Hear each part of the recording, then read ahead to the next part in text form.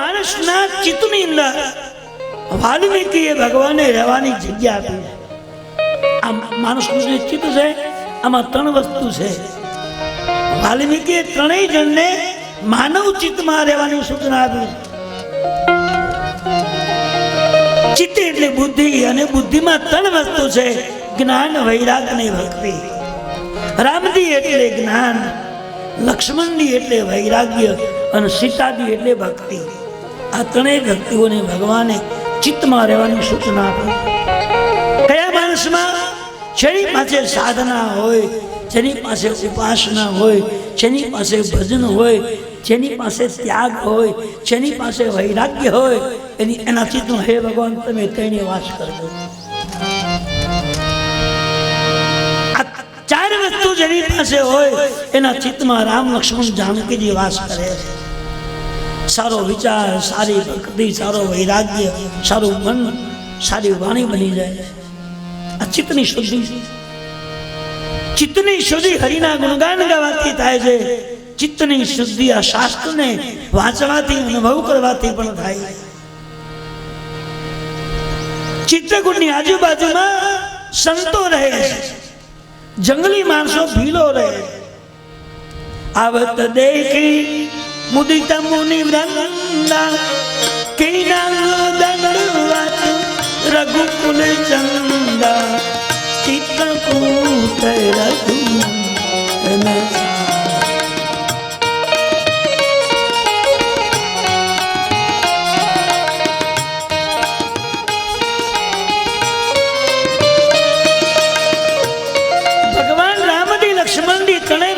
વાલ્મીકીના કહેવા પ્રમાણે જંગલમાં ફરતા ફરતા ગામડાનો અનુભવ કરતા કરતા, જંગલી લોકોનો અનુભવ કરતા કરતા ચિત્રકૂટ પહોંચ્યા.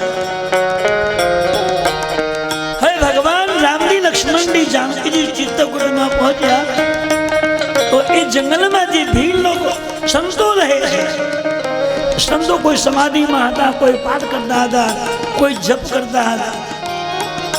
એ સંતોને ભગવાન આવ્યા છે એવા સમાચાર મળ્યા. આવત દેખી મુદિત મુનિ વૃંદા, કીના દંડવત રઘુકુલ ચંદા.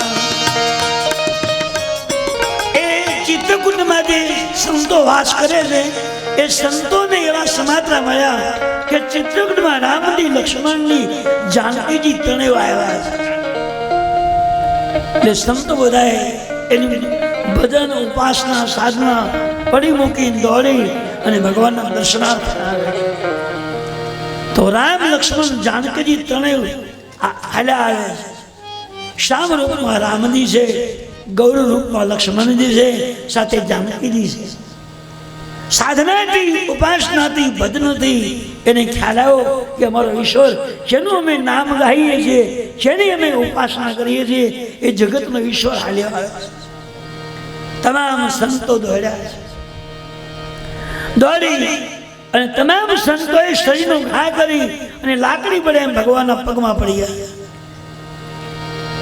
આવત દેખી મુદિત મુનિ વૃંદા, કીના દંડવત રઘુકુલ ચંદા, કીના દંડવત રઘુકુલ ચંદા.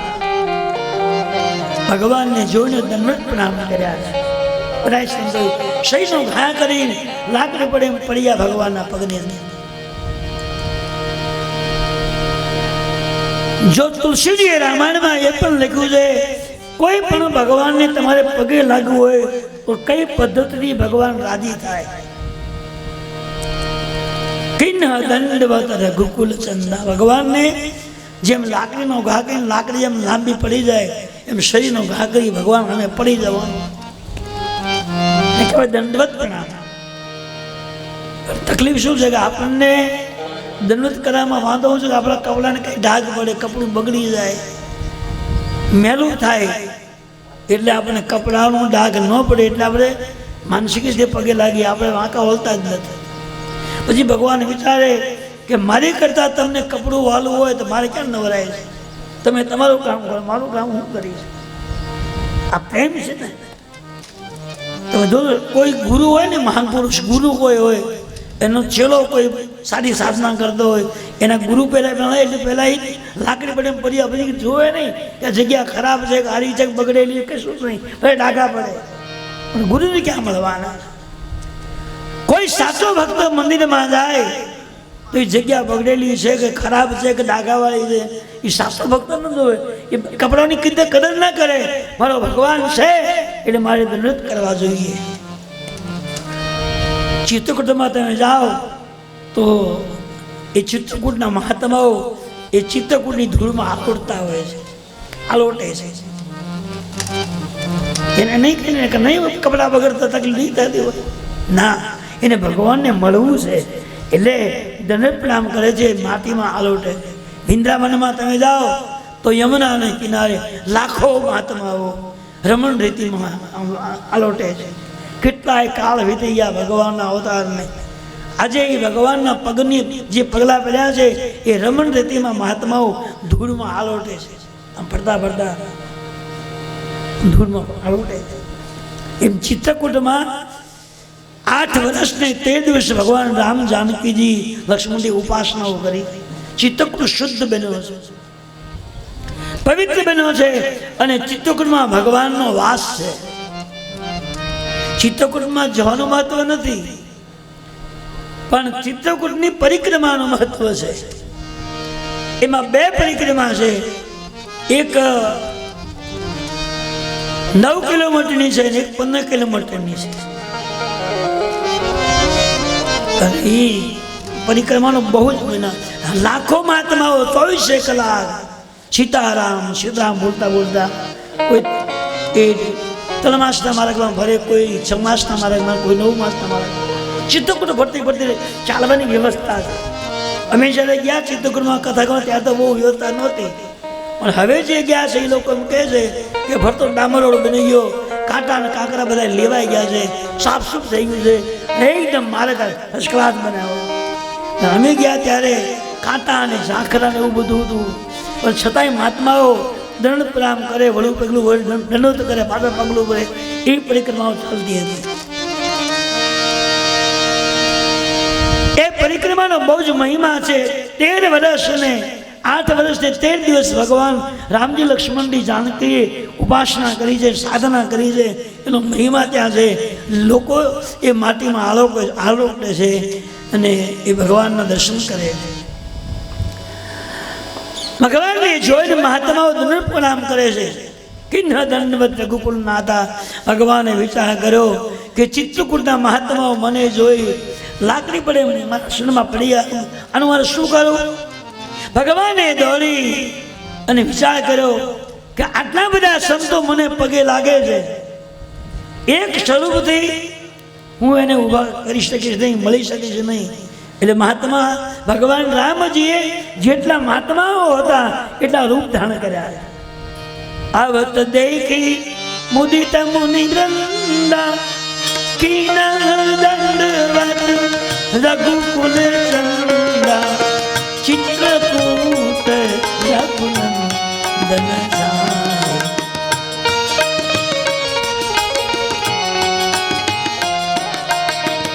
જે માણસે સાચા અંતરથી ભગવાનને વર્ણન કર્યા છે, પ્રાર્થના કરી છે, એનો બદલો ભગવાન આપી દે છે. જેટલા મહાત્માઓ હતા એટલા ભગવાને સ્વરૂપ ધારણ કર્યા છે. એક મહાત્માઓનો હાથ પકડી અને ભગવાને એને ઊભા કર્યા. જેટલી સંખ્યા મહાપુરુષોની હતી, સંતોની, એટલા ભગવાને સ્વરૂપ ધારણ કર્યા છે. અને એક સંતને ઊભા કરી ભગવાને માથા પર હાથ મૂક્યો. ભગવાનને કહ્યું, સંતોને પૂછ્યું, મહારાજ બોલો શું આપું તમને? સંતોએ કહ્યું કે અમારે કંઈ જોઈતું નથી, કંઈ માગવું નથી, કોઈ જાતની ઈચ્છા નથી. તો અમે એવું સાંભળ્યું હતું કે અયોધ્યાના મહારાજને ત્યાં ભગવાન રામજીનું પ્રાગટ થયું છે. એટલે ઘણા સમયથી આ ચિત્રકૂટના પહાડની આજુબાજુમાં આ જંગલમાં અમે હરિનામ ગાતા હતા અને અમને ખબર હતી કે અમારું ભજન જોઈ હરિ એકવાર એ ચોક્કસ આવશે, ભગવાન 100% આવશે, એ અમને ખાતરી હતી. પ્રભુ આપ મળી ગયા હવે મારે કંઈ માગવું નથી, કંઈ જોઈતું પણ નથી. તમે ઉભા રહ્યો અને એવી કૃપા કરો અમને મુક્ત કરી દો. ભગવાને એક એક સંતનો હાથ પકડીને ઉભા કર્યા, માથા પર હાથ મૂકી અને ભગવાને કૃપા કરી સ્વદેહ વૈકુંઠમાં ગયા. આવત દેખી મુદિત મુનિ વૃંદા કીના દંડવત રઘુકુલ ચંદા ચિત્રકૂટ રઘુનંદન.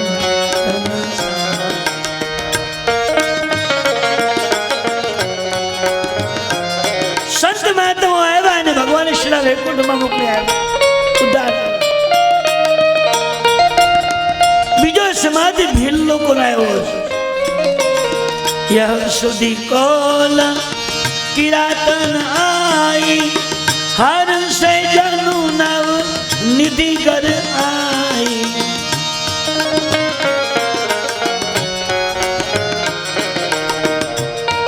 બીજો સમાજ ભીલ લોકોનો, પહેલો સમાજ સંતોનો આવ્યો છે. લાકડી પ્રેમ પડી દંડ પ્રણામ કર્યા, ભગવાને કૃપા કરી અને સ્વદેહ વૈકુંઠમાં મોકલી આવ્યા. બીજો સમાજ ભીલ લોકોનો આવ્યો છે. યશ સુધી કોલ કિરાત, કોલ એટલે જંગલી ભીલો, કોલ કિરાત ભીલ લોકો. જંગલી લોકોને સમાજમાં મળ્યા કે ભગવાન આવ્યા. એટલે ભીલોએ સંતોને પૂછ્યું કે ભગવાન આવ્યા છે એવું સાંભળ્યું છે, પણ અમે ભગવાનને ક્યારેય જોયા નથી. ભગવાન કેવા હોય કરી એનો ખ્યાલ તો અમને છે, અમે તો જંગલી માણસો. તો ભગવાન આવ્યા છે ખબર કેમ પડે? એને ઓળખવાના કઈ રીતે?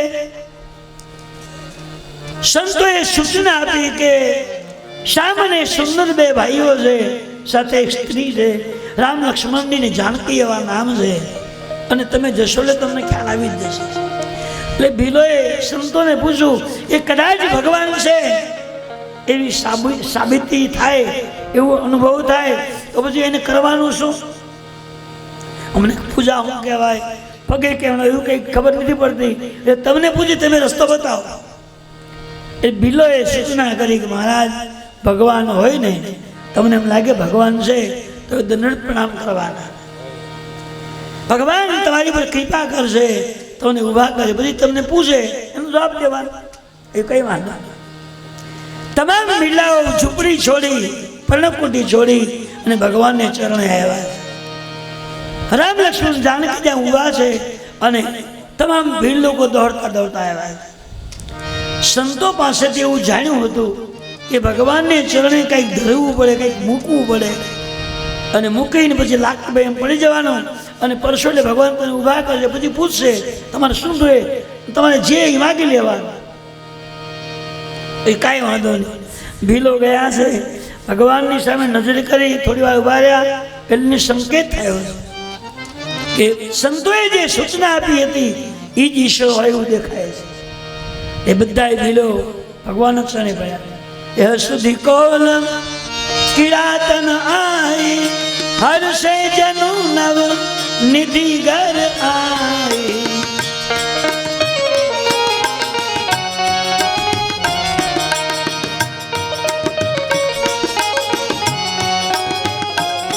ભીલોએ જેના ઘરમાં જે કઈ હતું એ ભેટ ધર્યું છે. સંતો એમ કહે ભગવાનને કંઈક મૂકવું પડે, કે કોઈ આસન લઈએ, કોઈ કપડાં લઈએ, કોઈ રૂપિયા લઈએ, એની પાસે જે કંઈ હતું લઈ લઈ ભગવાનને ચરણે ધરી દીધું છે. જેના ઘરમાં જે કિંમતી વસ્તુ હતી એ બધી મૂકીને ભગવાનને ચરણે મૂકી દીધી. એટલે ભગવાને વિચાર, અને પછી પગમાં પડી ગયા. એટલે ભગવાને વિચાર કર્યો કે સંતો પોતાની ઉપાસનાથી મારા ચરણમાં આવી અને દંડ પ્રણામ કર્યા, પણ આ જંગલી લોકો જે છે એના ઘરમાં જે કિંમતી વસ્તુ હતી એ બધી લાવી લાવીને મારા ચરણે મૂકી દીધી છે. એને ઘરમાં કાંઈ રાવા દીધું નથી. એને ખબર નહોતી કે કેટલું મુકાય, કેમ કોઈ વસ્તુ એકદમ આસક્ત બની આ બધું આપી દીધું. ભગવાને વિચાર્યો આ લોકોમાં ત્યાગ વૃત્તિ છે. જે કંઈ ઘરમાં કિંમતી વસ્તુ હતી એ બધી જ મને આપી દીધી છે. એટલે આ લોકોમાં ત્યાગ વૃત્તિ છે, અને જેનામાં ત્યાગ હોય એનામાં વૈરાગ આવે છે, અને વૈરાગ હોય એનામાં ઉપાસના આવે છે, એનામાં ભગવાનનું કર્મ કરવાની શક્તિ આવે છે. તો અનુભવ કરવા જેવી વસ્તુ છે. ભગવાને એને ઉચકીને ઉભા કર્યા કે મહારાજ તમે તમારા ઘરમાં જે કંઈ હતું એ બધું મને આપી દીધું, તો હવે તમે શું કરશો? સારી સારી જે ચીજ હતી, કિંમતી વસ્તુ તો મને આપી દીધી, હવે તમે તમારો હેર ચલાવશો કઈ રીતના? તો ભીલોએ કહ્યું મહારાજ અમને કાંઈ ખબર પડતી નથી. સંતોએ અમને એવું સલાહ આપી છે, સત્સંગમાં અમે એવું સાંભળ્યું છે કે જેટલું ભગવાનને ચરણે મૂકવામાં આવે એટલું 10 ગણું ભગવાન પાછું આવે. બીજું કાંઈ અમને ખબર પડતી નથી. જેટલું ભગવાનને ચરણે મૂકવામાં આવે એટલું 10 ગણું ભગવાન પાછું આપે છે. બીજી અમને કાંઈ ખબર પડતી નથી. ભગવાન જો હાથો પર મૂક્યો મને દે, મને 10 ગણું દેવું પડશે. બધા એને ઉભા કરી અને બાજુમાં બેસાડ્યા. ભગવાને કૃપા કરી કે તમને જે ઈચ્છા હોય તમારી ઈચ્છાને હું તૃપ્ત. ભગવાન આગળ ક્યાં ટાઈમ છે પેલા? આપણે કદાચ વસ્તુ ખૂટે ઘટે લેવા જવી પડે, પણ ઈશ્વરને કંઈ લેવા જવું પડે નહીં, તો હરી આપે છે. હવે ભગવાને એની ત્યાગ વૃત્તિ જોઈ એટલે ભગવાન નિર્ણય કર્યો કે આ લોકોમાં ત્યાગ વૃત્તિ છે, ઉપાસના છે, સારું કર્મ કરી શકે એમ છે. એટલે ભગવાને કહ્યું કે ભીલો તમારો ત્યાગ જોઈ, તમારી ઉપાસના જોઈ, તમારો પ્રેમ જોઈ હું બહુ રાજી થયો છું અને મારે તમારી ભેગું રહેવું છે, મને તમે રાખશો? ભીલો પ્રભુ અમારી ભેગું? હા. એટલે કે આ જંગલ છે, અમે એકલા 3 જણા છે, અમારું હગું વાળું અહીં કોઈ છે નહીં, તો અમારી સેવા કોણ કરે? તો તમે જો કહો તો મને અમારે રહેવું છે. ભગવાન કહે છે ભીલો કોણ? ભીલોએ કહ્યું કે પ્રભુ અમારી સાથે આ જંગલમાં જ તમારે રહેવું હોય તો તમે જે કંઈ કહેશો એ સેવા અમે કરશું તમારી. આ પ્રભુ મહારાજ ભગવાને કીધું તો મારે અહીંયા રહેવું છે, એટલે અમારા માટે પર્ણકુટી બનાવે. ચિત્તકૂટમાં ભગવાન માટે આસનો બનાવ્યા, જગ્યાને સાફસૂફ કરી, ભગવાન માટે જળ વ્યવસ્થા, ફળ વ્યવસ્થા કરી છે. ભગવાને ચિત્તકૂટમાં વાસ કર્યો છે. હવે ભગવાનને જેવા લોકોનો સંગ જોઈતો હતો એવો સંગ ભગવાનને મળી ગયો છે.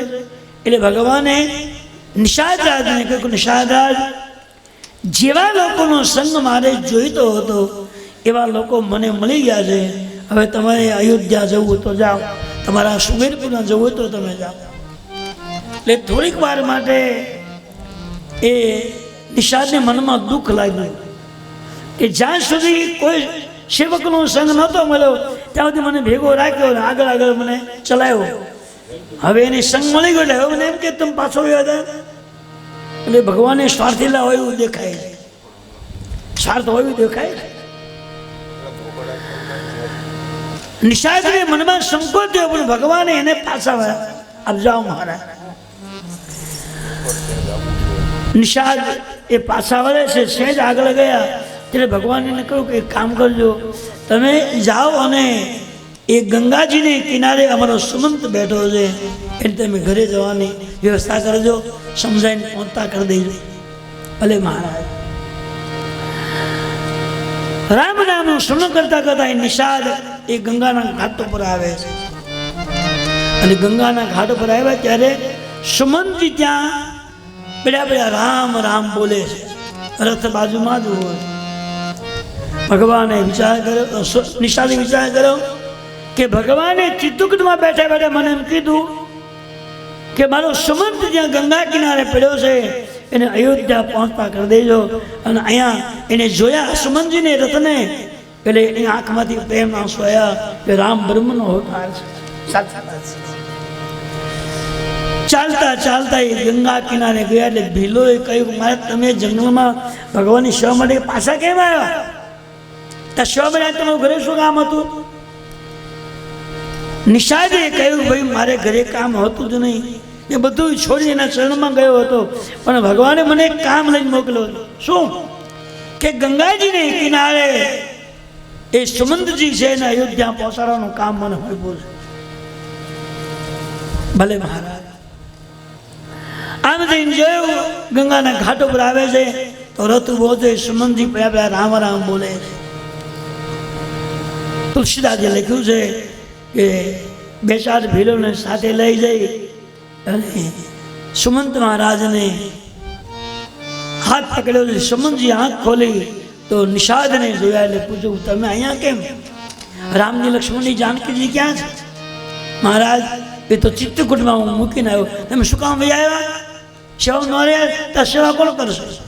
મહારાજ એને સેવકોનો સંગ મળ્યા પછી મને ભગવાને આગ્રહ કરી અને અહીં મોકલ્યો છે અને તમને અયોધ્યા પહોંચાડવાની મને ભલામણ કરી છે. એટલા માટે મને મોકલ્યો. મહારાજ એ તો ઠીક છે, પણ મારે અયોધ્યા જવું નથી. કારણ કે રાજા દશરથજીએ મને એમ કહ્યું હતું કે ત્રણેય વ્યક્તિઓને રથમાં બેસાડી અને 14 દિવસ વન બતાવી અને પાછા લાવજો. 14 વર્ષ નહીં, માત્ર 14 દિવસ વન બતાવી ત્રણેય જણને પાછા લાવજો. એટલે મને મોકલો છે.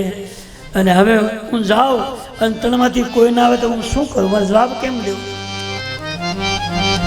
નિષાદે કહ્યું કે એમ કરો કે મારે અયોધ્યા જવું જ નથી. મહારાજ એક કામ કરો, જો ભગવાન વનવાસને પૂરો કરી અને કદાચ 14 વર્ષે પાછા આવે ત્યાં સુધી હું જીવિત રહું તો ઠીક છે, અને કદાચ જો મારા પ્રાણ છૂટી જાય તો મને ગંગામાં ધક્કો મારી દેજો. બાકી મારે રામ સીતાજી લક્ષ્મણ ઉપર જવું નથી. નિષાદે વિચાર કર્યો કે ભગવાને મને એમ કહ્યું છે કે ગમે એમ કરી એને ઘરે પહોંચાડજો. આ બાજુ એ નિષાદ રાજને 2-5 ભીલોને બોલાવી જબરજસ્તીથી રથમાં બેસાડી દીધા. રથ લઈ અને નિષાદને સુમનજી અયોધ્યાના કિનારે આવ્યા, સરયુ કિનારે. રથ મૂકીને ભીલાઓ જતા રહ્યા. હવે એ નિષાદ રાજ ગયા અને સુમનજી એ સરયુના ઘાટ પર બેસીને બહુ રડે. હું કઈ રીતે જાઉં? હું જઈ તો શું થશે?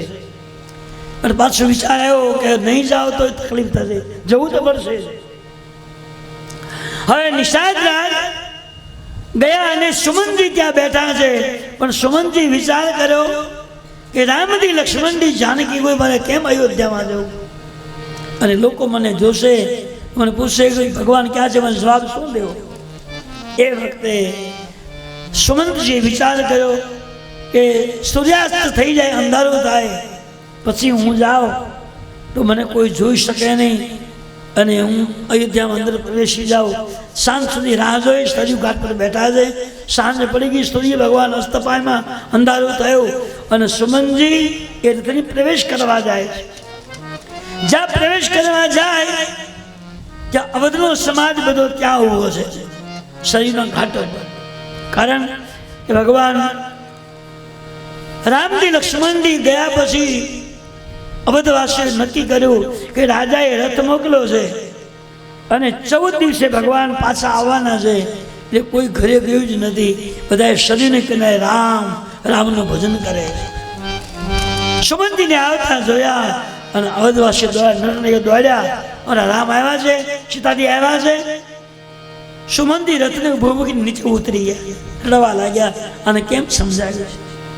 બધાએ પૂછે શું કર્યું? તો સુમનજી રડે છે, બોલતા નથી. બધાએ પૂછવા લાગ્યા. સુમનજી કોઈ ત્રણમાંથી કોઈ નથી આવ્યા. રામજી લક્ષ્મણજી જાનકીજીને ચિત્રકૂટમાં પહોંચતા કરી દીધા છે અને ત્યાંથી નિષાદ આજ મને લઈને અહીં મોકલો છે. ત્રણમાંથી કોઈ નથી આવ્યા.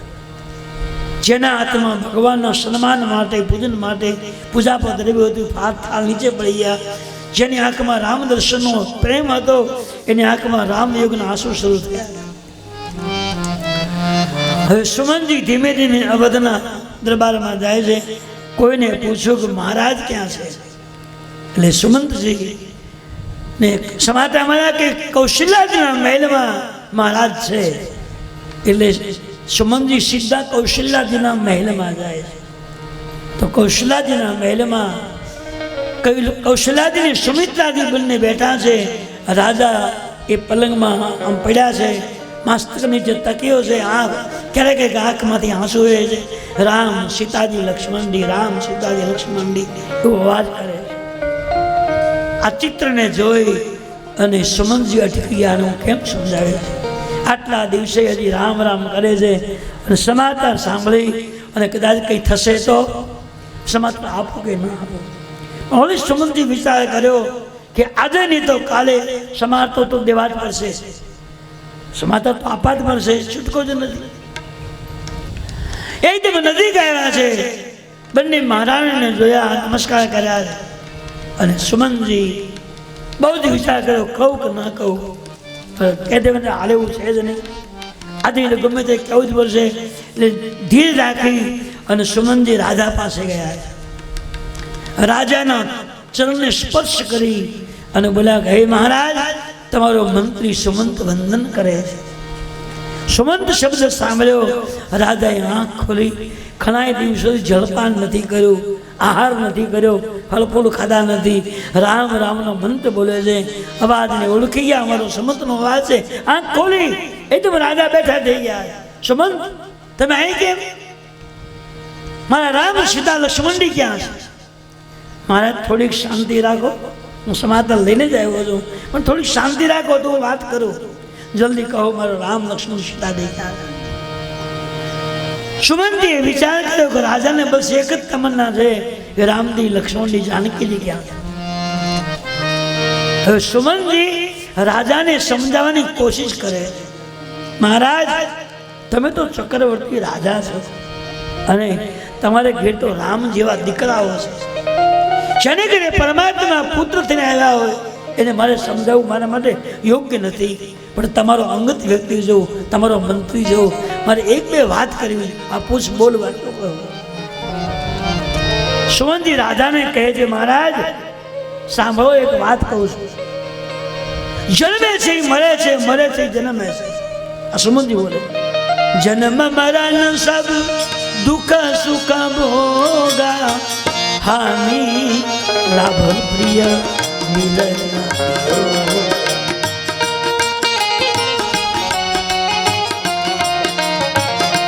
મહારાજ તમે તો એક મહારાજા છો, ચક્રવર્તી રાજા છો, તમારે ઘેર સાક્ષાત બ્રહ્મ રૂપે ભગવાને અવતાર લીધો છે, મારે તમને કહેવાય નહીં તેવું મારા માટે યોગ્ય નથી, પણ આપણે એક મંત્રી તરીકે મારે બે ત્રણ વાત કરવી છે. પહેલી વાત એ કે જન્મે છે એ મરે છે અને મરે છે એ જન્મે છે.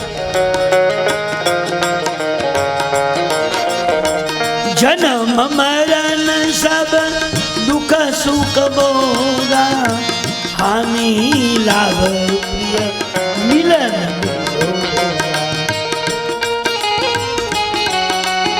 હવે સુમનજી કેટલી સુંદર વાત બોલ્યા છે કે જન્મ મૃત્યુ એ ભગવાનના હાથમાં છે, સુખ ને દુઃખ એ કર્મને આધીન છે, મિલન વિયોગ એ પ્રેમને આધીન છે, વ્યવહારને આધીન છે. અને ભગવાને બધું વિચારપૂર્વક કામ કર્યું છે. જન્મ ને મૃત્યુ બે વ્યવહાર જે છે એ ભગવાને હાથમાં રાખ્યા છે. જન્મ ભગવાન આપે છે અને મૃત્યુ ભગવાનથી જ થાય છે, એની ઈચ્છાથી મૃત્યુ થાય છે. છતાંય જન્મ થયો હોય કોઈ પણ બાળકનો ત્યારે આપણે કહીએ ભગવાનની દીકરા આપ્યા છે, આપણે કહીએ નામ ભગવાન આપ્યા છે. કેટલો નિર્ણય તમે જુઓ છો. અને એ દીકરો ગુદી ગયો ભગવાન મારે કીધું ના, ભગવાનની ઈચ્છા હતી આમ થયું છે, અથવા તો પડી ગયો આમ થયું, એટેક આવી ગયું, કોલેરું થઈ ગયું, ક્યાંય ભગવાન નથી તો એને માર્યો. જન્મ એ આપે છે, મારે છે એ, પણ જન્મમાં એનું નામ આવે છે, મૃત્યુમાં નામ ભગવાનનું આવતું નથી. જન્મ મરણ સબ સુખ દુઃખ ભોગા, બધી વિધિ એ જ કરે છે, મારે છે એ જન્મ એ આપે છે, પણ જન્મમાં એનું નામ આવે છે અને મૃત્યુમાં એનું નામ આવતું નથી. જન્મ મરણ સબ દુઃખ દુઃખ ભોગા, હાનિ લાભ પ્રિય મિલન વિયોગ. સુખ અને દુઃખ કર્મને આધીન છે. જેવું કર્મ કરે એવું સુખ દુઃખ મળે છે. ભાઈ સારું કર્મ કર્યું એને સારું સુખ મળે છે, સારું કર્મ ન કરે એને દુઃખ ભોગવાનું. સુખ અને દુઃખ કર્મને આધીન છે. જન્મ મરણ જન્મ મૃત્યુ ભગવાનને આધીન છે, સુખ દુઃખ કર્મને આધીન છે, અને મિલન વિયોગ એ વ્યવહારને આધીન છે. મળવું ને છૂટું પડવું એ વ્યવહારને આધીન છે. આપણે અહીં ભેગા થઈ એ તમને પત્રિકા પાવા, 9 દિવસ કથા બેસવાની છે, આ ભાઈ વાંચવા આવવાનું, તમારે હોવું આવવાનું, બરાબર?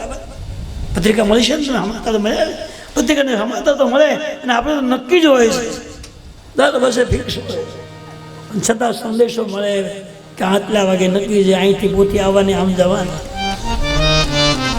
વ્યવહારને આધીન છે. જન્મ મરણ સબ દુઃખ સુખ ભોગા, હાનિ લાભ પ્રિય મિલન ભયોગા. મળવું ને વિયોગ એ વ્યવહારને આધીન છે. આપણે વ્યવહારિક વસ્તુ રીતે મુહૂર્ત નક્કી કરીએ, પત્રિકાઓ છપાવીએ, મંડપ બનાવીએ, બેસવાની વ્યવસ્થા, પંખાની વ્યવસ્થા, તમને ટબલ ન પડે માટે, પાણી પીવા માટે જગની વ્યવસ્થા, તમને ચા પાણીની વ્યવસ્થા, બપોરે પ્રસાદ ભોજનની વ્યવસ્થા, આ બધું વ્યવહારને આધીન. અને એ બધું કરે ને તો જ આ બધા આવે. બાકી કાંઈ સગવડતા ન હોય, તડકો હોય, માંડપ ન હોય, વેકરો ન હોય, પતરું ન હોય, જમવાનું ન હોય, પાણી ચા પાણી ન હોય, કાંઈ ન હોય તો કોઈ આવે જ નહીં. કાંઈ તડકો ખવા જવું, આ વ્યવસ્થા કરે, એક વ્યવહાર કરે.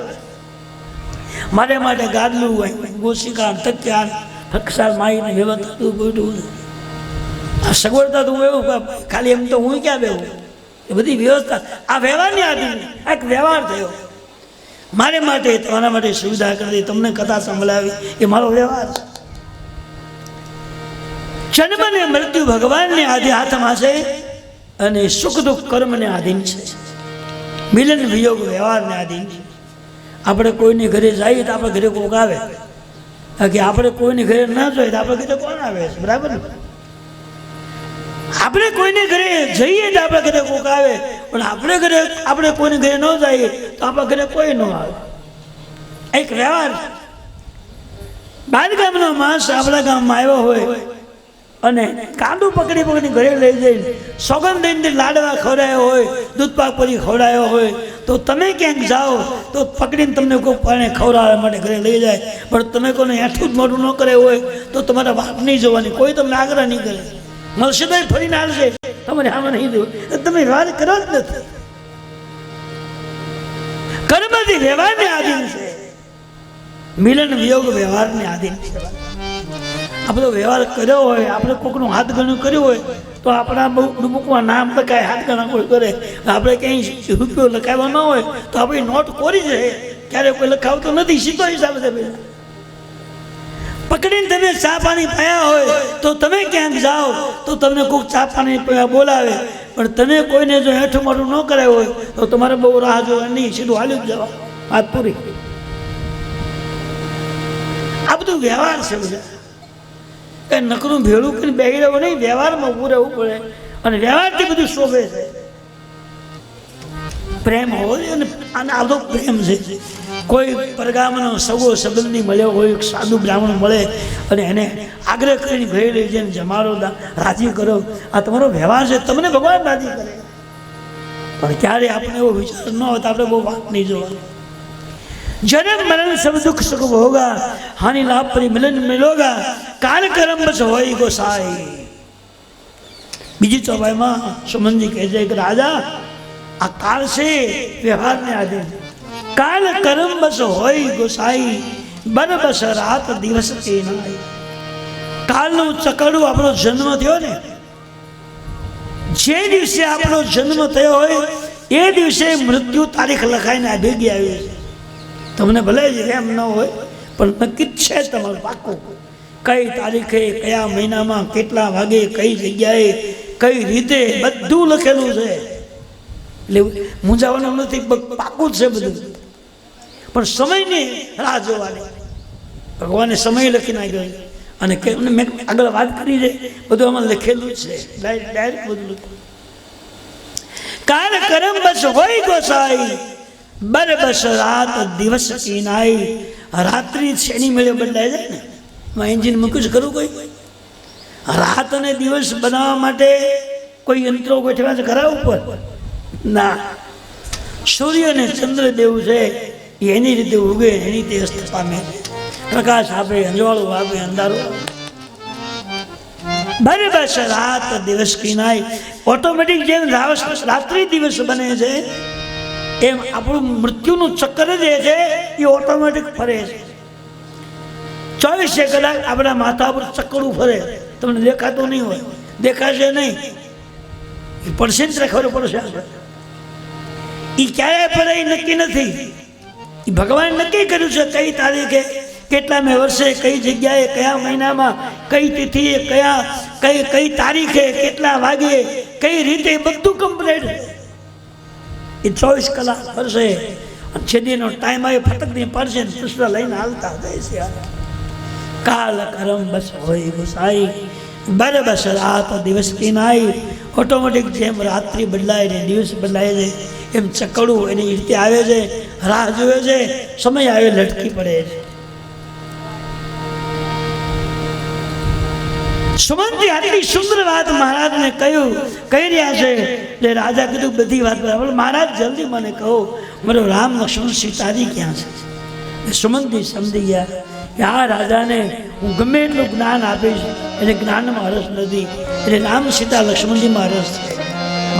મારું વક્તવ્ય ખોટું બોલતા વાત પૂરી કરી દે. મહારાજ સાંભળો, તમારા કહેવાથી રથ લઈને હું ગયો, થોડેક જતા હું આંબી ગયો, તણીને રથમાં બેસાડ્યા.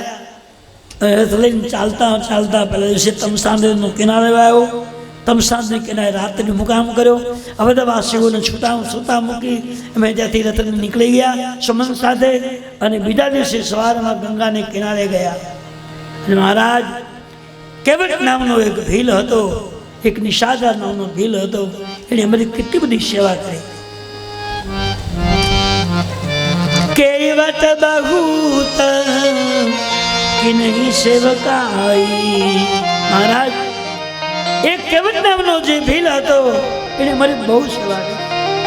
નિષાદ નામનો જે ભીલ હતો એને બધાએ હદવાસી માટે બધી વ્યવસ્થા કરી, અમને ખૂબ સાચવા બધી વ્યવસ્થા કરી.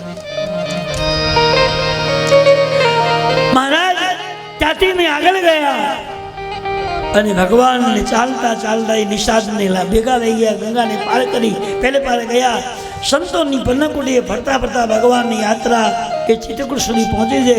અને ચિત્રકૂટથી મને પાછો મોકલ્યો, કોઈ નથી આવ્યું એટલે મને પરાય જબરજસ્તી ભીલોએ પકડી રથમાં બેસાડી અને અયોધ્યા સુધી મૂકી ગયા. હું એકલો આવ્યો છું, તનમાંથી કોઈ નથી આવ્યો, તનમાંથી કોઈ નથી આવ્યા એમ જ્યાં કહ્યું કે મહારાજ દશરથજી એકદમ આઘાત લાગ્યો છે, એકદમ નમી પડ્યા છે. કૌશલ્યાજી સુમિત્રાજી બાજુ બેઠા હતા અને કૌશલ્યાજી દોડીને રાજાનો હાથ પકડી બેઠા કર્યા છે. બે બાજુ તકિયા મૂક્યા છે. મહારાજ રામજીનો વિયોગ જે છે એ સમુદ્ર છે અને અયોધ્યા છે વહાણ છે, અને તમે એના કપ્તાન છો. કપ્તાન જો કાબુ ગુમાવી દે તો નૌકા પાણીમાં બુડી જાય છે. મહારાજ તમે આમ કરશો તો અવધને કોણ સાચવશે?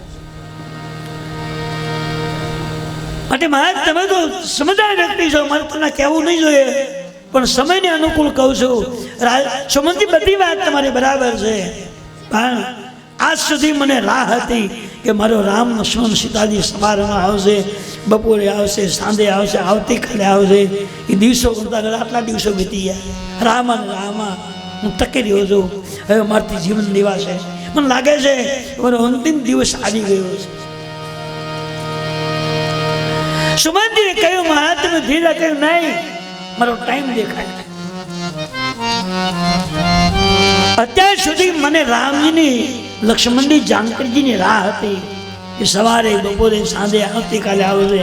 એ દિવસો કરતા ટાઈમ વહી ગયો છે. આજ ખબર પડી ગઈ કે તેમાંથી કોઈ નથી આવવાના. અને સુમંતજી એમ કહ્યું કે 14 વર્ષ તો કૈકેયીજી આપ્યા હતા અને 14 દિવસ પિતાજી પાછળથી મોકલ્યા હોય તો 14 વર્ષ અને 14 દિવસો પૂરા થયા પછી તો અયોધ્યામાં આવી. સુમંત એક મોટી ભૂલ તો થઈ ગઈ કે તમે 14 વર્ષ તો કૈકેયીજી આપ્યા હતા અને મારા 14 દિવસ તમે વધારે લીધા.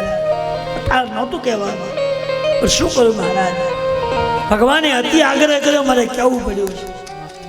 મહારાજ આંખમાંથી આંસુ પાડે. કૌશલ્યાજીએ કહ્યું મહારાજ ધીરે રાખો, હવે તમે આમ બધું અમને બધાને સમજાવશે કોણ? કૌશલ્યાજી મને એમ લાગે છે કે મારા જીવનનો આજ છેલ્લો દિવસ છે. મહારાજ એવું ન કહો. ના કઈ કૌશલ્યાજી હું જે કહું બરાબર છે. તો કેવું માથું નમેલું છે, હામી દિવાલ છે. અને રાજા કહેવા લાગ્યા કે કૌશલાદી, સુમિત્રાદી, સુમંત્રી તમને ત્રણેયને સમજાવું છું. સામેની જે દિવાલ છે એમાં મને ચિત્ર દેખાય છે. ના મહારાજ, કૌશલાદી કહે છે કે તમે ઘણા દિવસથી ભોજન પાન નથી કર્યું, પાણી નથી પીધું, મોઢામાં કોઈ વસ્તુ નાખી નથી, એ ઘણા દિવસથી તમે એમને છો એટલે તમને મનમાં ભ્રાંતિ પ્રગટ થઈ. હકીકતમાં દિવાલમાં કાંઈ છે નહીં. કઈ નહીં, મને દેખાય છે. શું દેખાય? કૌશલાદી શું દેખાય? કૌશલાદી એક વાત કહી દઉં કે જીવનમાં જે માણસે કર્મ કર્યા હોય એ કર્મ અંતિમ સમયે સામે આંખ સામે દેખાય, ખડું થઈ જાય ચિત્ર. તમે જે કંઈ આયુષ્યમાં કંઈ કર્યું હોય જીવનમાં, સમજદારી આવ્યા પછી તમે જે કંઈ કામ કર્યા હોય, હારા મોળા નબળા, એ બધું ચિત્ર અંતિમ સમયે જ્યારે તમારો જવાનો ટાઈમ થાય ને ત્યારે 1 કલાક અગાઉ ચિત્ર તમને દેખાવા માંડે છે. અને સુમંતી, આ ચિત્ર જે છે મરનાર સિવાય કોઈ જોઈ શકતું નથી, મરનારને જ દેખાય છે. એટલે મને દેખાય છે અને એના પરથી મને લાગે છે કે મારો સમય થઈ ગયો છે. ના, કૌશલાદી કે જે એવું કંઈ નથી, તમારી એક ભ્રાંતિ કરી. ભ્રાંતિ નહીં, ચિત્ર હું જોઉં છું. આપણે ત્યાં એક રિવાજ છે ને, કોઈ આપણે ઘરે લગ્ન હોય, કોઈ મોટો પ્રસંગ હોય ત્યારે આપણે આખા પ્રસંગની કેસેટ ઉતારીએ છીએ. વિડીયો કેસેટ નીકળે ને હવે આખી કેસેટ ઉતારીએ છીએ. પ્રસંગ પૂરો ત્યાં પછી અમુક મહિનાઓ ગયા પછી એ કેસેટ આપણે ચડાવીએ અને આપણા ટીવી પર મૂકીએ. એ આખો પ્રસંગ કોણ કેમ ઉજવ્યો, કોણ કોણ હાજરી આપી, કોણ કોણ આવ્યા હતા, કોણ નિમંત્રણથી નથી આવ્યા, એ બધું આપણને એમાં સાબિત થાય. બરાબર ને? તમે જે પ્રસંગ ઉજવો છે એ તમે જોઈ શકો અને તમને ખ્યાલ આવે કે આપણા નિમંત્રણમાં કોણ આવ્યું છે, કોણ નથી આવ્યું, શું શું આપણે કર્યું છે, બધું તમે જોઈ શકો. આપણી બનાવેલી કેસેટ જે છે એ આપણા બધા સગા સંબંધીને તમે બતાવી શકો, બધા જોઈ શકે. એમ માણસ જન્મે ત્યાંથી એનું મૃત્યુનું નજીક આવે ત્યાં સુધીની ભગવાન કેસેટ બનાવે છે. એ ભગવાન બનાવે, એ બધા મંત્રની પાસે છે. અને છેલ્લી ઘડી જ્યારે આવે ત્યારે એ કેસેટ ભગવાન શરૂ કરે અને ચિત્ર મરનારને દેખાય છે. અનુભવ કરજો, બધા ચિત્રો દેખાય. રાજાએ કહ્યું કે ભગવાને જે કેસેટ મારી બનાવ્યું છે એ મને એકને જ દેખાય, તમને નહીં દેખાય. જીવન જે જીવો છે, કર્મ જે કર્યા છે એ મરનાર વ્યક્તિને જ ચિત્ર દેખાય, બીજા કોઈ નહીં દેખાય. કેસેટનો ફરક એટલે આપણી કેસેટ બધા જોઈ શકે અને ભગવાન બનાવે એ મરનારો એક જ જોઈ શકે. એ કૌશલ્યાજી સાબિતી માટે પૂછ્યું, મહારાજ તો એ ચિત્ર હું દેખાય છે? કયો તો શરૂ ચિત્ર દેખાય. રાજાએ કહ્યું, હું જોઉં તો કહું તો ખરો ને. તાપસ સાપ સુધી આઈ કૌશલ્યા સબ કથા સુનાય. કૌશલ્યાજી, જે ચિત્ર હું જોઉં છું, અંદાજીનો પુત્ર એક શ્રવણ, એકનો પુત્ર, એને મેં બાણ છોડી યુવાન પુત્રને મારી નાખ્યો. એ કર્મ નબળું કર્યું. એ ચિત્ર મને દેખાય. શું કામ માર્યો એને? હવે રાજા દશરથની વાત કરે છે કે શ્રવણ પોતાના માતા પિતાને લાકડાની કાવડ બનાવી અને બે બાજુ પલ્લા બનાવી બંને માતા પિતાને કાવડમાં બેસાડી અને અશ્વતીર્થની યાત્રા કરવા નીકળ્યો. યાત્રા કરતા કરતા કરતા કરતા ઘણા દિવસો વીતી ગયા. એ અયોધ્યાના ક્ષેત્રમાં ભૂમિકાની અંદર પ્રવેશ થયો. દિવસ આથમવાનું અંધારું થવાની તૈયારી હતી. તે માતા પિતા બંને કાવડમાં બેઠા છે, ખભા પર કાવડ છે અને શ્રવણ સીતારામ સીતારામ બોલતો બોલતો જંગલમાં ચાલે છે. હે કૌશલ્યાજી, સૂર્ય ભગવાનનો અસ્ત થયો ત્યારે શ્રવણની માં જે છે એને પૂછ્યું, બેટા આપણે ચાલતા કેટલે પહોંચ્યા છે? ત્યારે શ્રવણે કહ્યું, બા માં ચાલતા ચાલતા અયોધ્યાની ભૂમિકામાં આપણે આવી ગયા છીએ. અંધારું થયું છે, શું કામ છે? કઈ બેટા તરસ બહુ લાગી છે, પાણી પીવાની ઈચ્છા છે અને પાણી તું લાવી દે તો બહુ ઈચ્છા થઈ છે પાણી પીવાની. શ્રવણે કહ્યું કે માં અંધારું થઈ ગયું છે, જંગલ છે, અજાણી જગ્યા છે, હું શું કરું? બેટા ગમે એમ કર, પાણી કઈ વ્યવસ્થા કર. આ બધી ભગવાનની યોજના હોય. ભગવાને બધું ગોઠવી દીધેલું છે. કઈ રીતે બનાવવું, કે કેટલી યોજના ભગવાનની છે.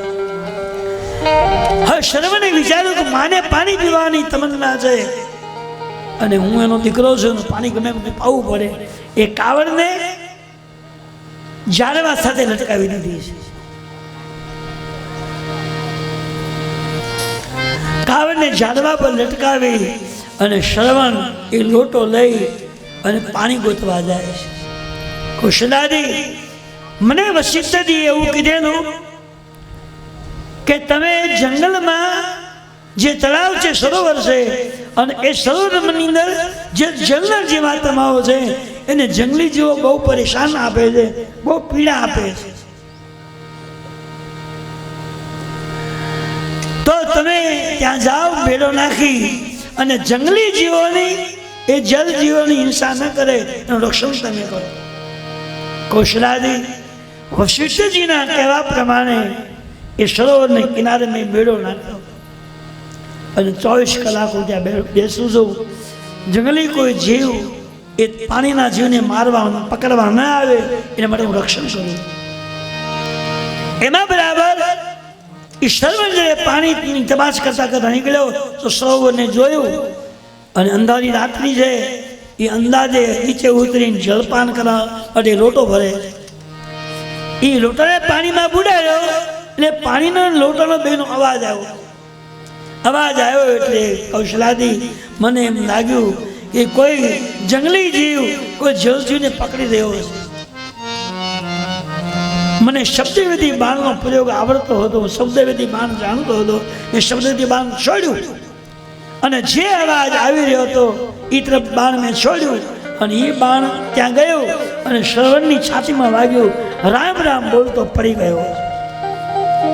રામ રામ મેં સાંભળ્યું એટલે મને એમ લાગ્યું કે મેં પશુ સમજી, કોઈ જંગલી જીવ સમજી બાણ માર્યું છે, પણ કોઈ માણસ હોય એવું લાગે છે. રામ રામ શબ્દ આવે છે.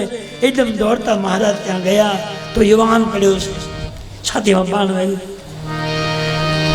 બાજુમાં જઈને મેં પૂછ્યું, કૌશલાદી ભાઈ તું કોણ છો? કહ્યું, મહારાજ તમે મને બાણ મારનાર કોણ છો?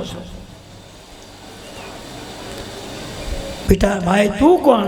કહ્યું, અંદાજના પુત્ર શ્રવણ છું. બાણ તમે માર્યું? કે હા, બાણ તમે માર્યું. શબ્દવિધિ બાણ જાણું છું, મેં છોડ્યું. મહારાજ શું કામ મને બાણ માર્યું? મેં કહ્યું, તમારો ગુનો કર્યો છે ખરો? ભાઈ એક સંત વશિષ્ઠજીના સૂચના મને થઈ કે જંગલી જીવ જળજીવની હિંસા ન કરે એનું તમે ધ્યાન કરજો. કે મને અહીં મોકલ્યો હતો અને હું જંગલી જીવ જળજીવને ન પકડે એના માટે બેઠો હતો. અવાજ સાંભળી શબ્દવેદી બાણ મેં છોડ્યું. તને વાગ્યું, મને શી ખબર? મહારાજ મને બાણ વાગ્યું એનું દુઃખ નથી, મારું મૃત્યુ થાય એનો મને અફસોસ નથી, પણ મને એક મોટું દુઃખ એ છે કે મારા માતા પિતા બે વૃદ્ધ ઉંમરમાં છે, બે આંખે અંધ છે. હું એક જ દીકરો છું અને બે મા બાપને ખભા પર બેસાડી 4 ધામની યાત્રા 78 રીતે ફેરવતો હું અહીં અયોધ્યા સુધી આવ્યો. અને મને દુઃખ એનું છે કે મને જળ માટે, પાણીને પીવું તો બહુ તરસ લાગી હતી અને પાણી માટે આવ્યો. ત્યાં મને તમે બાણ માર્યું, હું પાણી ન ખાઈ શકો. શું કરું? એકનો પુત્ર છું, પણ છેલ્લી ઘડીએ મારા મા બાપને જળપાન કરાવી નથી શક્યો. કૌશલાદી મેં બેઠો કંઈક કહ્યું, ભાઈ તું તો આત્માને શાંતિ હવે તો શક્ય જ નથી તું બચી શકે. એટલું મારું બાણ તને વાગ્યું છે, મને માફ કરી દે. મહારાજ તમે અજાણતા બાણ માર્યામાં મારે તમને શું કહેવાનું? મારું મૃત્યુ હશે, તમારા હાથે લખ્યું છે, મને એનું દુઃખ નથી, પણ અને મા બાપનું શું થશે? મેં કહ્યું, ભાઈ તું એક કામ કર, તારા મનને તું શાંતિ આપી દે અને તારા માતા પિતા મારા સમજી અને બેને હું અયોધ્યા લઈ જઈશ અને રાજપાટ છોડી અને મારા માતા પિતા સમજી અને એની સેવા કરી. તું ચિંતા ન કર, તારા મનને શાંતિ આપી દે. મહારાજ તમારી વાત બરાબર છે, તમે અયોધ્યા લઈ જાઓ, સેવા રાજપાટ છોડી દો, પ્રવૃત્તિ છોડી દો, સેવા કરું હું માનું છું, પણ તમે એ બધી વાતો એક બાજુ રહી, પણ આ જળપાત્ર લઈ જઈ ને એક ઘૂંટડોનો પાણી પાછો ને બેડો તમારો પાર થઈ જશે, પણ લગભગ નહીં પીવે. મારા મા બાપ બહુ સજાગ છે. શ્રવણ એટલું બોલતા હતા, રામ રામ બોલતા પ્રાણ છોડી દીધા. રાજા અફસોસ કરે, હે વિધાતા, તે આવું મારા માટે લખ્યું હતું, વ્યવસ્થિત મને આવી રીતે આવું કામ માટે મોકલો છો. એટલે આંખમાંથી આંસુ પડે, અફસોસ કરે રાજા, અને જળપાત્ર ભરીને જાય છે. હવે જંગલમાં ક્યાં છે તપાસ કરે છે, તપાસ કરતા કરતા ફરે છે. એમાં ઝાડવા પર એ કાવડ ટીંગાય છે, અને અંદાજે બે શ્રીરામ જયરામ જયરામ ગાય છે. અવાજ સાંભળી અને અવાજ બાજુ પગલું ભર્યું તો બે આંખો અંધ છે, ધુમ્મર છે, એકદમ દાંત પડી ગયેલા છે, જલ્દી શરીર થઈ ગયેલા છે. શ્રીરામ જયરામ જય જયરામ બેની ગાય છે. ત્યાં જઈને હાથ ઝૂકડ્યા. તો આનું કેમ સમજાય? પેલી સ્ત્રી જે છે શ્રવણની માં, એ શ્રવણના પિતાને પૂછે કે દીકરો ક્યારનો જળ ભરવા ગયો, કેમ નહીં આવ્યો? અરે ચિંતા ન કરો, હમણાં આવશે, આ તો જંગલ હશે, તપાસ પાણી તપાસ કરતા વાર લાગે, આવતા તો વાર લાગે. કહ્યું નહીં, કંઈક છે ખરું, બહુ લાગી, દીકરો આવ્યો નથી. મહારાજે વિચાર કર્યો કે પુત્રની રાહ જોવે છે. આનું માનો પ્રેમ એવો છે ને કે દીકરો ગમે ત્યાં બહાર ગામ ગયો હોય ને તો છોકરાઓ હોઈ જાય, પત્ની હોઈ જાય, પિતાજી હોઈ જાય, બધા હોઈ જાય, પણ માને ઊંઘ ન આવે કે દીકરો કેમ નહીં આવ્યો, કેમ લેટ પડ્યો છે, કંઈ થયું તો નહીં હોય. એ ન આવે ત્યાંથી ઊંઘે નહીં, ભગવાનને યાદ કરે, માતાજીને યાદ કરે, મારો દીકરો નથી આવ્યો. આ માનો પ્રેમ છે. શ્રવણની માં કહે છે કે મહારાજ આપણો પુત્ર આવ્યો નહીં, કંઈ વિલંબ થયો, ચિંતા ન કરો, હમણાં આવશે. રાજા નજીક પહોંચી ગયા અને સાંભળ્યું કે આ મા બાપ દીકરાની રાહમાં છે. ઉસ્માન આપી તો શું થશે? એકદમ ચૂપચાપ બાજુમાં આવ્યા, આવી પાણીનો પાત્ર જે હતું જમા જલપાન કરો. બંને જણા ચૂપ થઈ ગયા. શ્રવણની માં બોલે છે કે આ બોલનાર વ્યક્તિ એના હાલવા ઉપરથી, એના બોલવા ઉપરથી, એના આવવાથી એવું મને દેખાય છે કે અમારો દીકરો નથી, કોઈ અવરી વ્યક્તિ છે, કોઈ બીજી વ્યક્તિ છે. રાજા સમજ્યા કે આ બે ચક્ષુ વગરના છે, જેને આંખ નથી. ભગવાને કેટલી તાકાત આપી છે કે આંખો વગર દેખ્યા વિના એમ કે છે કે મારા દીકરોને કોણ છો, જલ્દી બોલો. મહારાજ જો તમે કોણ છો એ નહીં કહો તો તમને અમે શ્રાપ આપશું.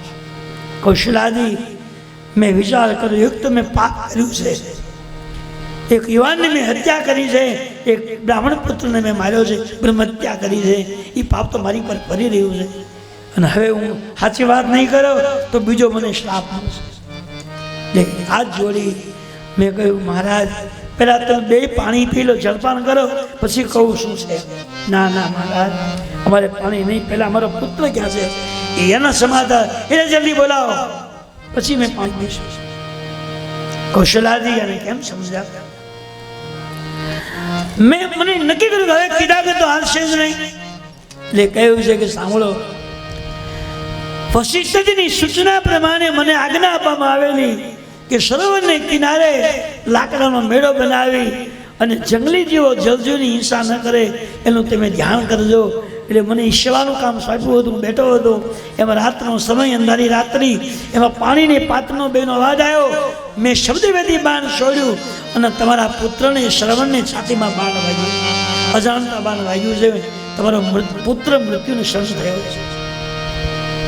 પુત્ર મૃત્યુ પ્રેમો છે કીધું એટલે મા બાપ માથા મળ્યા પછાડવા રડવા. મહારાજ શ્રવણના પિતાજી તો કાંઈ ન બોલે, ચૂપચાપ આંસુ પાડી રડે છે. ભગવાન આવી વિધિ તે કરી, આવી રીતે તમારા માટે કરી નાખી, નંધારા કરી દીધા, અમને કેમ જીવન પૂરું કેમ કરશો? શ્રવણની માથે રહેવાયું ને બહુ આવેશમાં આવીને બોલ્યા કે હે રાજા, તમને શરમ ન આવી? એકના એક પુત્રને તમે અમારો અમે બે અંદાજી છીએ અને અમારો દીકરો અમારી લાકડી હતી એને તમે છીનવી લીધી, તમને કઈ વિચાર ન આવ્યો? કહ્યું માં, મને એક સંતનો હુકમ થયો હતો કે કે જંગલી જેવો જલ્દી હિંસા ન કરે એ રક્ષણ તમે કરજો. રક્ષણનું કામ કરવા મને મૂકો તો મારી આ ભૂલ થઈ ગઈ છે. અજાણતા મારથી બાણ અને સંતના કહેવાથી મારથી બાણ છોડાઈ ગઈ. તમને બેને હું અયોધ્યા લઈ જઈશ.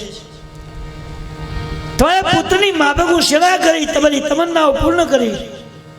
ના, અમારી હવે યાત્રા નથી કરવી, અમારે જમવું નથી અને ક્યાંય જવું પણ નથી અને અમે તમને શ્રાપ આપીએ છીએ. શરવણની માએ કીધું કે મહારાજ, અમારા એકના એક પુત્રને તમે માર્યો છે તો આજ તમે શ્રાપ આપો છો કે તમારા ઘરે 4 દીકરાઓ થશે.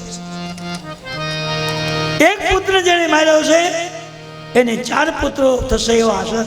ત્યારે રાજાના ઘરે દીકરા નહોતા એટલે વશિષ્ઠજીએ, કારણ કે રાજાનું એટલું બધું પુણ્ય હતું, એટલી બધી સાધના હતી કે ભગવાનને દીકરો તો બનાવ્યા છે, પણ એ પુત્ર થાય ક્યારે એના માટે એને થોડોક શ્રાપ લેવો પડે. ભજન એટલું બધું જાદુ થયેલું હતું કે શ્રાપ વિના પુત્ર થાય નહીં. એટલે વશિષ્ઠે યોજના ગોઠવી, આવી રીતે જંગલમાં જાય, અંદાજનો શ્રાપ મળીને ઘરે 4 પુત્રો થાય. શરવણની માં બોલે છે, મહારાજ તમે અમારા એક અંદાજની લાકડીને લઈ લીધી છે તો હું શ્રાપ આપું છું કે તમારા ઘરે દીકરાઓ 4 થશે, 4 પુત્રો થશે. એમ કહ્યું તે રાજાની આંખમાંથી આંસુ પડવા લાગ્યા. એકના એક પુત્રને માર્યો, એને 4 દીકરાઓ થાય એવો આશીર્વાદ મને આપ્યો છે. આનો ઋણ મારે ક્યારે ચૂકવો? પણ મહારાજ 4 દીકરાઓ થશે પણ અમારો એક દીકરો જેમ અંતિમ સમયે અમારા માટે હાજર નથી, એમ તમારે ત્યાં દીકરા 4 થશે પણ અંતિમ સમયે 4 માંથી કે હાજર નહીં હોય. તો કૌશલ્યાની આજ ઘટના એ ઘટી રહી છે કે 2 દીકરાઓ મોસાળમાં છે, 2 વનવાસમાં છે. એ ચિત્ર મને દેખાય છે. મારો અંતિમ સમય આવી ગયો છે. કૌશલ્યાની સુમંતી સમજાવે, રાજા આંસુ પાડે છે અને બોલે છે, સુમંતજી મારી છેલ્લી ઘડીઓ જાય છે, એક મારું કામ કરજો. શરીરમાંથી પ્રાણ જાય ત્યારે મોસાળથી 2 ભાઈનો લઈ આવજો. મને ખબર છે મારો રામ લક્ષ્મણ તો નહીં આવે, 2 ભાઈનો મોસાળથી બોલાવજો પ્રસન્ન ગુરુજીને. બીજી વાત, અયોધ્યાનું શાસન જેમ હું રામજીને આપતો હતો એમ ધામધૂમથી ભરતજીને રાજગાદી સોંપજો. ભગવાન રામના વિયોગમાં મહારાજ દશરથજી અફસોસ કરે. આંસુ પાડતા મહારાજ એકદમ પડી ગયા છે અને આંખમાંથી આંસુ પડાવીને બોલ્યા છે, કૌશલ્યાજી મારી છેલ્લી ઈચ્છા પૂર્ણ કરજો. ભરતજીને બોલાવી શાસન આપજો. અને મહારાજે રામ રામ બોલતા બોલતા પ્રાણ ત્યાગી દીધા. રામ રામ કહી રામ કહી, રામ રામ કહી રામ, તનુ પરિહરી રઘુબીર બિર, રાવ ગયે સુરધામ, શિયાવર રામચંદ્ર કી જય. 6 વખત રામ રામનું ઉચ્ચારણ કરી રાજાએ શરીરમાંથી પ્રાણ છોડી દીધો. કૌશલ્યાજી સુમિત્રાજી બહુ રડવા લાગ્યા. તુલસીદાસજીએ લખ્યું છે કે રાજા દશરથજી જીવન જીવી જાણ્યા અને મૃત્યુને મંગલમય બનાવી જાણ્યું. રામ જેવા દીકરાઓને પ્રાપ્ત કરી અને જીવન ધન્ય બનાવ્યું છે. અને રામજીના વિયોગમાં રાજાએ પ્રાણ છોડી દીધું. તુલસીજીએ લખ્યું છે, જન્મ મરણ સબ દુઃખ સુખ બો,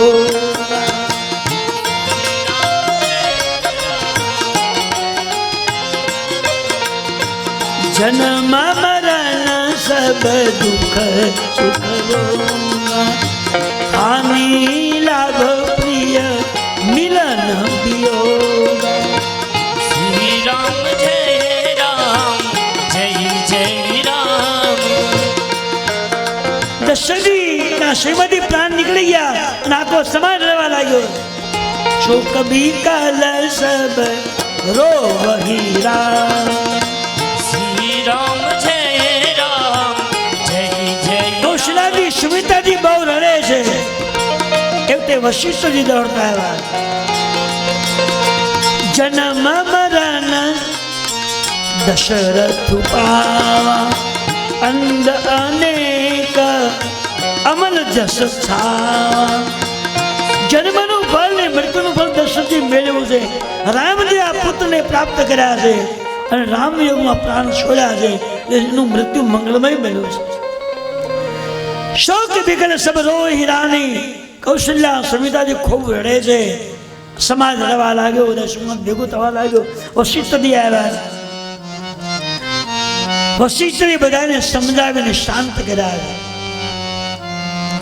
હવે વશિષ્ઠજી વિચાર કરે કે પિતાજીની ક્રિયા પુત્ર વગર કોણ કરે? બે દીકરાઓ મોસાળમાં છે, બે વનવાસમાં.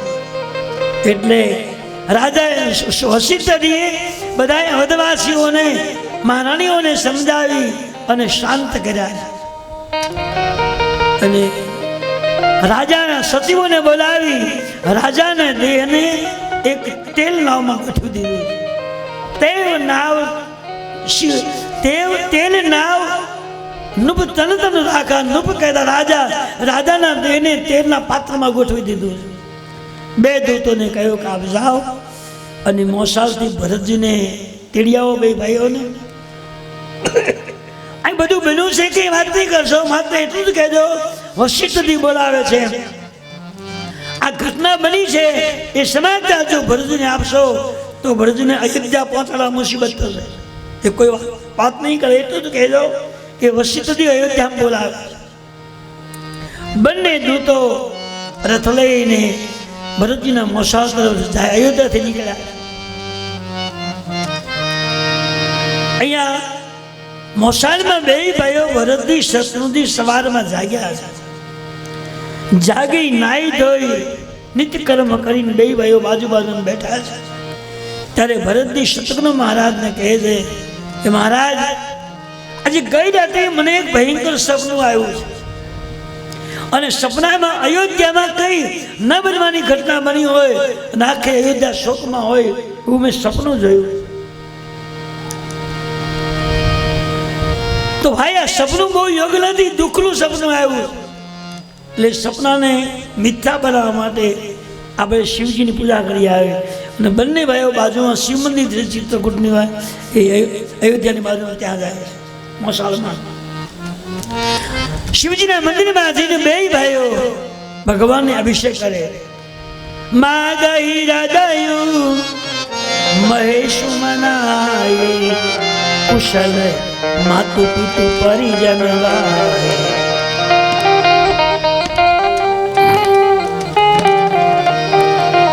બે ભાઈઓ મહાદેવજીને સ્નાન કરાવી, જળ અભિષેક કરી, પુષ્પ બીજપત્ર ચડાવી પ્રાર્થના કરે કે હે પ્રભુ, ગઈ રાત્રિએ મને ભયંકર સપનું આવ્યું છે, એના પ્રાયચિત માટે તમારી પ્રાર્થના કરું છું, તમારી પૂજા કરું છું. એ સપનું મારું મિથ્યા બની જાય. માં ગઈ હૃદય મહેશ મનાઈ, કુશલ માત પિતા પરિજન ભાઈ. મારો આખો અયોધ્યા સમાજ કુશલ એવું કંઈક કરજો. અહીંયા તુલસીજીએ લખ્યું છે કે ક્યારેક ખરાબ સપનું આવે ને ત્યારે સમજવાનું આપણા ઘરમાં કંઈક અઘટિત બનવાનો છે. આ લખેલી વાત કહું છું, રામાયણમાં પ્રસંગ છે. જ્યારે આપણા જીવનમાં કંઈક એવો ખરાબ બનાવ બનવાનો હોય ત્યારે 5 દિવસ અગાઉ ખરાબ સપનાઓ આવે છે. અને ખરાબ સપનું આવે અને તમને જો એની બીક હોય કે આવું કંઈક બનશે તો મંદિરમાં જઈને ભગવાન ભોળાનાથની પૂજા કરવી. ગંગા જલથી લોટાની અંદર ભરી એનો ઓમ નમઃ શિવાય, ભલે મંત્રો આવડે તો અલગ વાત, પદ્ધતિનું જ્ઞાન હોય તો ઠીક છે, અને કાંઈ જ્ઞાન ના હોય તો ઓમ નમઃ શિવાયથી પાણી ચડાવે. 5 બીલીપત્ર એક પુષ્પ બેદાના ચોખાનો મૂકીને પ્રાર્થના કરો તો ભગવાન શિવજીએ કલ્યાણકર દેવ છે, વિશ્વાસનો દેવ છે. અને એ તમારી ઘટના બનવાની હોય એ એક ઠેસ વાગીને તમને બચાવી લે છે. આમ શિવજીની પૂજનમાં આની તાકાત છે. આ બધું લખેલું છે, કરવું ન કરવું એ તમારી ઈચ્છાની વાત આવે છે. એટલે કંઈક આપણા માટે જે કીધું છે ને, આ લખ્યું કોને હાથ લખ્યું છે? તુલસીજી બધી ખબર છે કે લખવાની તાનસેજી કરીને કોઈ જરૂર ચોપાઈ લખીએ તો હાલે એમ હતું. પણ આપણને સૂચના આપવા માટે કે માણસને કોઈ બીક હોય, કંઈ ઘટનાનો કંઈ તકલીફ થતી હોય, એનાથી બચવું જ હોય તો મહાદેવજી તમને બચાવી શકે છે. બે ભાઈઓ ભગવાન શિવજીનો અભિષેક કરે છે માં કહી હૃદય મહેશ મનાઈ. અને પછી શું કહે છે ખબર? કુશલ માત પિતા, પછી મારો આખો પરિવાર કુશળ હોય. એને કંઈક તકલીફ થઈ જાય, સપનામાં કંઈક જોયું છે તો તમને એમ થાય કે બે ભાઈઓ શિવજીની પૂજા કરી તો સપનું મિથ્યા તો બન્યું નથી, સપનું તો બની ગયું છે. પણ સપનાના બે પ્રકારો છે. એક સપનું ઘટના બની ગયા પછી આવે અને એક સપનું ઘટના બન્યા પહેલા આવે. જો ઘટના બની ગયા પહેલા આવ્યું હોય અને તમે જો પૂજન કરો મહાદેવજીનું, પ્રાર્થના કરો, સ્તુતિ કરો, અભિષેક કરો તો 100% એ દુઃખમાંથી તમને ભગવાન બચાવી લે. પણ ઘટના બની ગયા પછી સપનું આવ્યું હોય તો એનો કોઈ ઈલાજ નથી. ભરતને સપનું આવ્યું છે, ઘટના બની ગયા પછી આવ્યું છે, એનો કોઈ રસ્તો નથી. આ બધી વ્યાખ્યાઓ રામાયણમાં લખેલી કહું છું.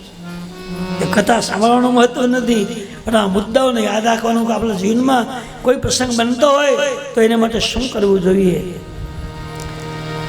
બે ભાઈઓ ભગવાનને મનાવી રહ્યા છે અને પછી બંને ભાઈઓ એની જગ્યા પર જઈને બેઠા છે, હજી વાત કરે છે. ત્યાં રથ અવધમાં આવ્યો છે. બે પ્રધાનો મંત્રીઓ રથ લઈને આવે છે. રથને જોયા અને ભરતજી સમજ્યા કંઈક બન્યું તો છે 100%. એ રથ આવ્યો, બે ભાઈઓ ઊભા થઈ ગયા. મંત્રીઓ આવીને ભરતજીને પગમાં પડી ગયા છે અને કહ્યું, મહારાજ અમને બેને વશિષ્ઠજી મોકલ્યા તમને તેડવા માટે આવ્યા છે, બીજી કાંઈ ખબર નથી. વશિષ્ઠજી બોલાવે છે એમ કહ્યું એટલે બે ભાઈઓ તૈયાર થઈ એને મામાની રજાડીને વચમાં બેસી જાય.